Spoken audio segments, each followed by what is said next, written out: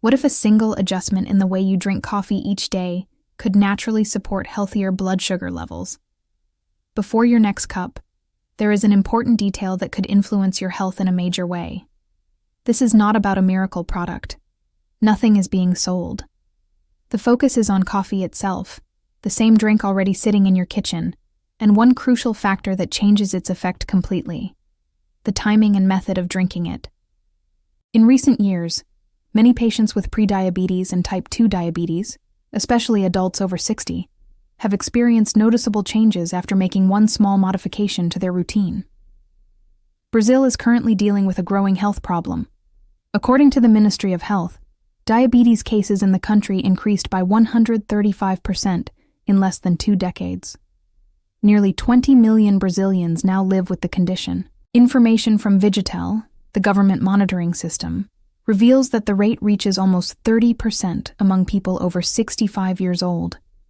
That means 1 out of every 3 seniors. The number is far higher than many expect.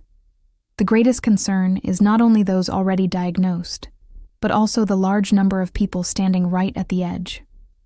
Individuals with elevated glucose levels, unexplained fatigue after meals, or constant thirst that never fully disappears. Many of them have not been diagnosed yet, while others simply do not know what steps to take beyond medication. A very small change, one that costs nothing, may strongly influence glucose control. But first, it is necessary to understand something important about coffee itself. Imagine the pancreas as a factory responsible for producing insulin, the hormone that allows glucose to enter the cells and become energy. After eating, sugar enters the bloodstream. The pancreas reacts by producing insulin, allowing cells to absorb the glucose. Under normal conditions, the system works smoothly. The problem begins when this factory becomes overloaded. Foods that rapidly increase blood sugar force the pancreas to work continuously at maximum capacity. Over time, cells stop responding properly to insulin. The pancreas must release larger and larger amounts to create the same effect. This process leads to insulin resistance, the first major step toward type 2 diabetes. Coffee plays a significant role in this process. From a biochemical perspective, it is an extremely complex drink, containing hundreds of active compounds. 2 substances stand out in particular: chlorogenic acid and trigonelline. These compounds act almost like traffic controllers inside the intestines. When coffee is consumed before meals, these substances help slow the absorption of sugar from food. Instead of a sudden flood of glucose entering the bloodstream all at once, sugar moves more gradually. This creates a smoother process that places less stress on the pancreas. A study published in Diabetes Care by researchers from the Harvard School of Public Health examined information from more than 1 million people. The conclusion was striking. Regular coffee intake was linked to a significant decrease in the risk of developing type 2 diabetes. The effect was not small. The reduction followed a dose-dependent pattern. Within a reasonable daily limit, a greater number of cups was associated with lower diabetes risk. Then, in 2018, researchers at the Karolinska Institute in Sweden reviewed 30 separate studies involving nearly 1.22 million participants. Their findings confirmed that both regular and decaffeinated coffee were associated with approximately a 30% reduction in the likelihood of developing type 2 diabetes. However, there is a detail that receives very little attention. These benefits depend entirely on how coffee is consumed. The wrong coffee habit, at the wrong moment, can produce the opposite effect. This happens far more often than many realize. A 72-year-old retiree named Arnaldo had consumed coffee since the age of 17. When he arrived for evaluation, his fasting glucose measured 138, while his HbA1c level, which reflects average blood sugar over the previous 3 months, reached 7.1%, higher than recommended. He believed he was doing everything correctly. He drank coffee daily and walked 3 times each week. But a closer look at his routine revealed several major problems. Every morning, immediately after waking, before eating anything, he drank a large cup of strong black coffee. Later, around 3 o'clock in the afternoon, he consumed another cup together with a sweet biscuit. Sometimes he even had a 3rd cup before sleep, because he believed it helped him relax. These were 3 common mistakes. The first mistake was drinking coffee on an empty stomach immediately after waking up. This is the most frequent error, and often the most harmful. After an entire night without food, cortisol levels are already elevated. Cortisol is the body's stress hormone, released by the adrenal glands during urgent situations. This hormone signals the liver to release glucose into the bloodstream, supplying energy to begin the day. It is a natural survival response. The issue is that caffeine intensifies the effect. It stimulates the adrenal glands even further, increases adrenaline release, and pushes the liver to send additional glucose into the blood before any food has been eaten. The result is significant. Blood sugar can rise between 20 and 40 milligrams per deciliter before the first bite of food is taken. Continuous glucose monitoring in many patients has confirmed this pattern through laboratory results. A study published in the British Journal of Nutrition also confirmed the same effect. Consuming black coffee after waking, while the stomach is still empty following a full night of sleep, can sharply raise morning blood sugar levels. The second major mistake involves adding sugar, artificial sweeteners, or cream to coffee. Many people assume this causes no real harm, but the effect is very different. A spoonful of sugar inside coffee creates an immediate rise in glucose and neutralizes the positive action of chlorogenic acid. It is similar to lighting a fire while pouring fuel onto it at the same time. Artificial sweeteners create another concern. A large number of people view them as the ideal replacement, yet more recent evidence points in another direction. Research published in the scientific journal Nutrition during 2021 suggested that sweeteners, such as aspartame and sucralose, may disrupt the gut microbiota, the community of bacteria living in the intestines that plays an essential role in glucose metabolism. These alterations may negatively affect long-term blood sugar regulation. Another important finding appeared in January 2025 in the American Journal of Clinical Nutrition from the Harvard School of Public Health. Researchers analyzed 3 large American cohorts. Coffee consumed without additives was linked to a 10% reduction in diabetes risk for every additional daily cup. However, once sugar was added, the protective effect dropped significantly. The practical message is straightforward: remove sugar from coffee. The change appears small, but the impact can be considerable. The third mistake is drinking coffee late in the afternoon or during the evening. Caffeine remains active in the body for a long time. Its half-life ranges between 5 and 6 hours. A cup consumed at 3 p.m. still leaves half of the caffeine circulating by 8 p.m. This keeps cortisol elevated and disrupts deep sleep. Quality sleep is one of the body's key mechanisms for controlling glucose metabolism. Poor sleep contributes directly to unstable blood sugar levels. The cycle then repeats itself. After these adjustments were explained to Arnaldo and his coffee habits were modified, major changes appeared within 8 weeks. His fasting glucose decreased from 138 to 112. His HbA1c dropped from 7.1% to 6.6%.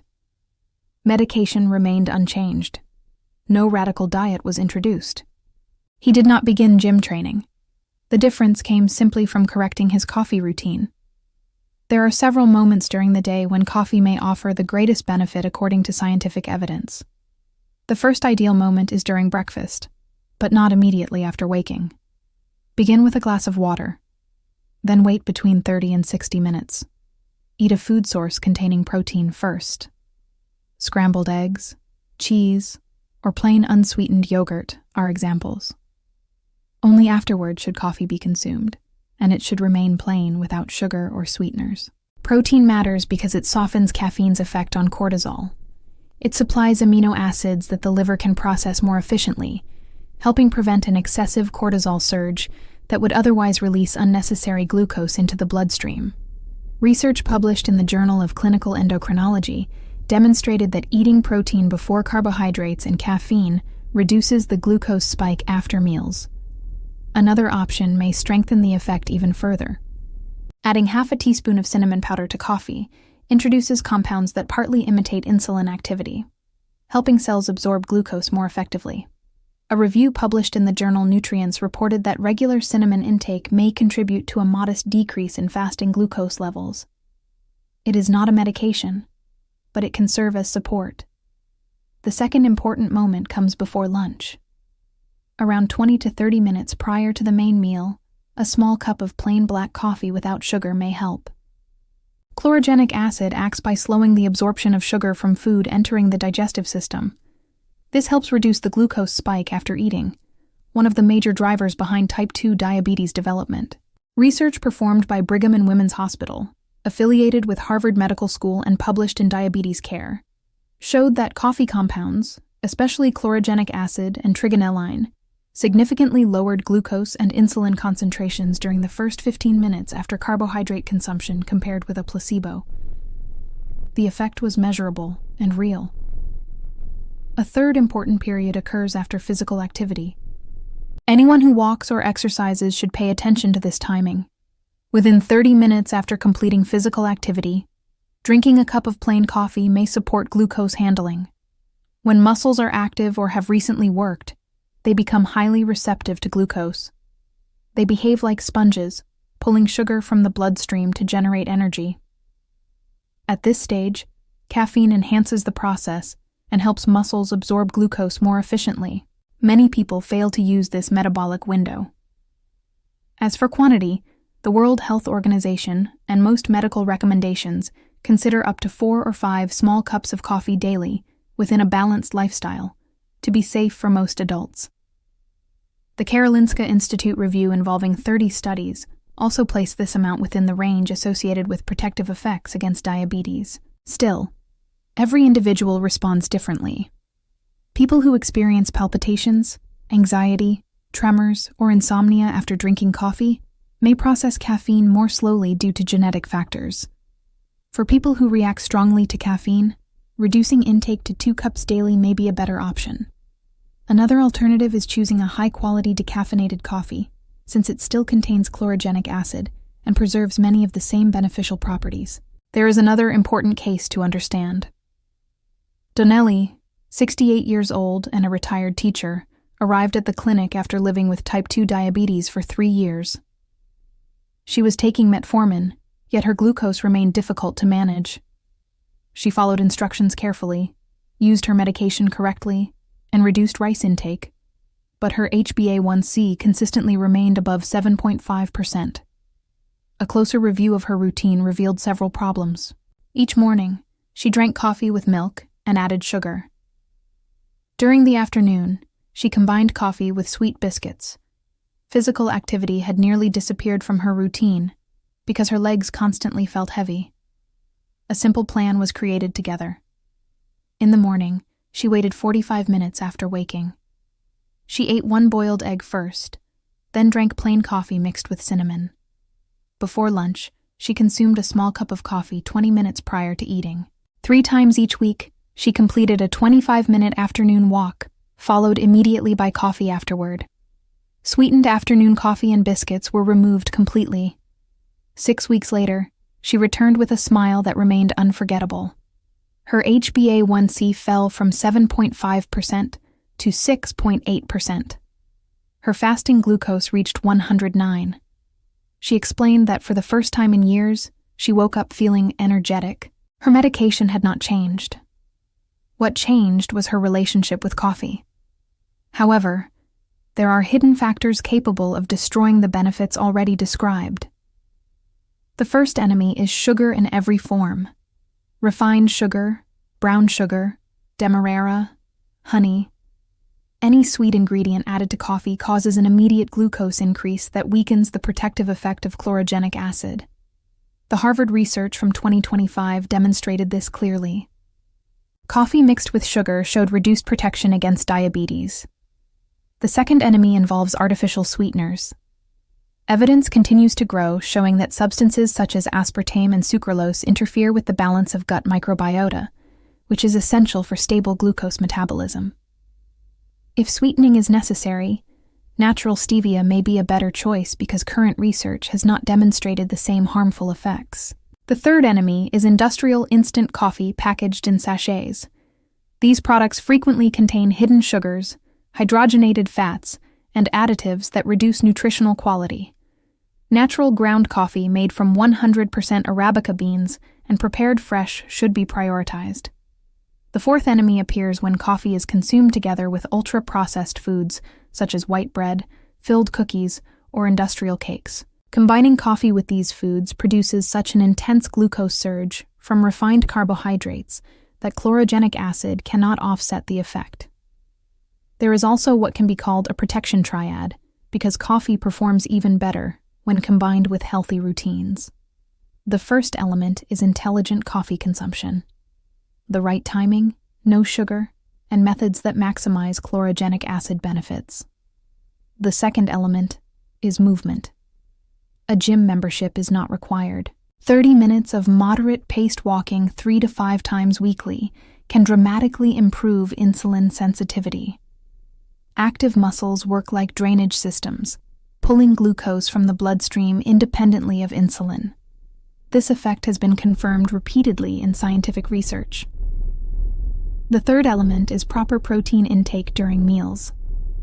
Protein has the smallest effect on glucose among the macronutrients. It promotes fullness and protects muscle mass, which is the body's largest glucose consumer. After 60 years of age, protein requirements increase because the body becomes less efficient at processing it. Eggs, chicken, fish, beans, cheese, and plain yogurt are useful examples. Every major meal should include a protein source. When these three elements work together, the results become stronger. Coffee improves insulin sensitivity. Physical activity increases glucose absorption inside muscles. Protein helps stabilize blood sugar after meals. The combination is powerful, affordable, and does not depend on special products. Still, one important point must remain clear. Everything described here represents supportive lifestyle strategies based on established scientific evidence. These methods may help significantly, but they do not replace medical evaluation or professional monitoring. Anyone already diagnosed with diabetes and using medication should never alter doses or stop treatment without medical supervision.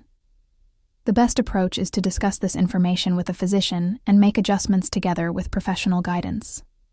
The body is not working against itself.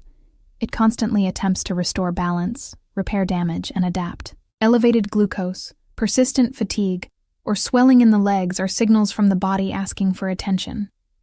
In many cases, the answer is not always another medication.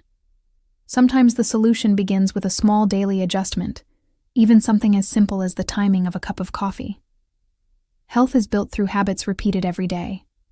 If someone close to you struggles with high blood sugar or diabetes, share this information with them. Reliable knowledge supported by science can become one of the most valuable things a person receives. Start with one simple change today. Small choices repeated daily shape future health more than most people realize. Please leave your thoughts about this content in the comments below. Thanks for watching. See you in the next one.